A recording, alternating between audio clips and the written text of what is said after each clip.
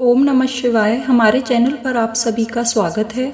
इस वीडियो में हम बात करेंगे हरतालिका व्रत के बारे में, हरतालिका तीज के बारे में। किस दिन रखा जाएगा यह व्रत, क्या मतिका शब्द का और इस व्रत से जुड़ी हुई व्रत कथा क्या है। आइए दोस्तों वीडियो शुरू करते हैं और बात करते हैं हरतालिका तीज के बारे में। हिंदू पंचांग के अनुसार भाद्रपद मास में शुक्ल पक्ष की तृतीया को हरतालिका तीज का व्रत रखा जाता है। इस वर्ष सोमवार 18 सितंबर को हरतालिका तीज का व्रत किया जाएगा। इस पवित्र दिन पर व्रत रखने वाली महिलाएं एवं कन्याएं पूरे दिन माता पार्वती और भगवान शिव की उपासना करती हैं। यह व्रत मध्य प्रदेश, राजस्थान, गुजरात और महाराष्ट्र के कई हिस्सों में बड़ी श्रद्धा के साथ रखा जाता है। महिलाएं इस दिन अखंड सुहाग की प्राप्ति के लिए व्रत करती हैं। अब बात करते हैं पूजा का शुभ मुहूर्त क्या होगा हरतालिका तीज के दिन। यह है सुबह 6:12 से 8:48 तक। अब बात करते हैं हरतालिका शब्द के अर्थ के बारे में। क्या अर्थ है इस शब्द का।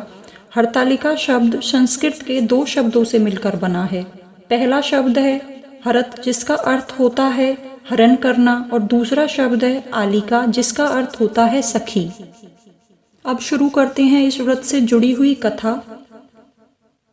कथा शुरू करते हैं।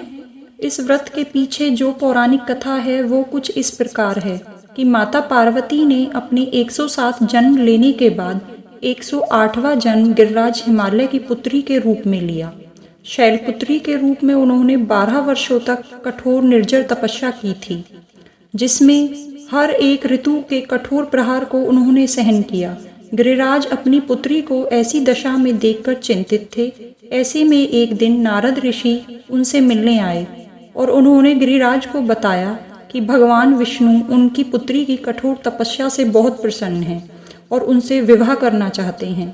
चिंतित गिरिराज के लिए यह प्रस्ताव किसी वरदान से कम नहीं था, इसलिए उन्होंने तुरंत इसे स्वीकार कर लिया।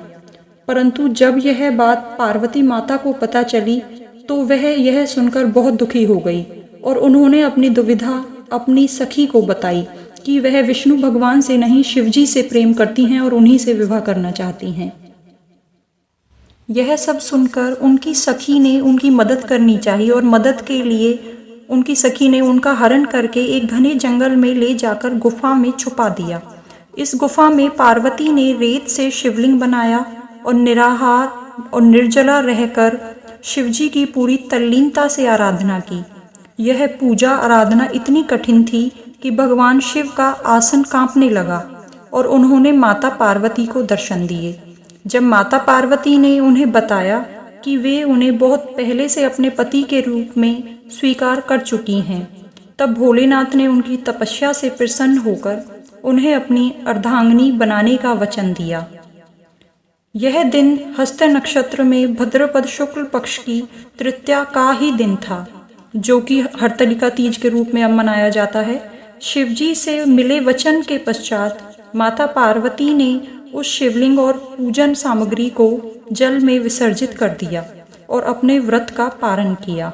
गिरिराज को जब यह पूरी घटनाक्रम का पता चला तो उन्होंने भगवान विष्णु से क्षमा मांगकर शिव पार्वती के विवाह को स्वीकृति दे दी। दोस्तों यह थी हरतालिका तीज से जुड़ी हुई कथा। अब आगे हम बात करते हैं इस व्रत से जुड़े हुए कुछ नियमों के बारे में। इस व्रत का पहला नियम है, जिन स्त्रियों को व्रत रखना है उन्हें सुबह प्रातःकाल उठकर शुद्ध नहा धोकर इस व्रत का धारण करना चाहिए, प्रतिज्ञा लेनी चाहिए। दूसरा है, पूजा शुरू करने से सबसे पहले अपने इष्ट देव और देवी देवता का ध्यान करना चाहिए। फिर है, व्रत रखने वाली स्त्रियों को इस दिन हरे या लाल रंग की चूड़ियां और वस्त्र धारण करने चाहिए, जो कि शुभ रहते हैं। स्त्रियों को पूजा सही मुहूर्त पर ही करनी चाहिए। जो मुहूर्त पंडितों के द्वारा बताया गया है उसी पर पूजा करें, उससे अलग समय पर ना करें। इस व्रत में व्रत रखने वाली स्त्रियों का सोना निषेध है। रात में जगकर जागरण करें, मंत्र साधना करें, भोलेनाथ और माता पार्वती के मिलन के गीत गाएं, सोना लेकिन निषेध है।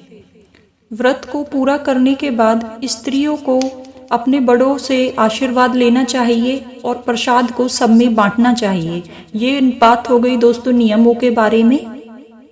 तो दोस्तों इस वीडियो में हमने आपको जानकारी दी हरतालिका तीज की तिथि के बारे में, हरतालिका शब्द के अर्थ के बारे में और इस व्रत से जुड़ी हुई कथा के बारे में। अगर आपको जानकारी अच्छी लगी है तो हमारे चैनल को लाइक करें, शेयर करें और सब्सक्राइब करें। आप सभी को हरतालिका तीज की शुभकामनाएं।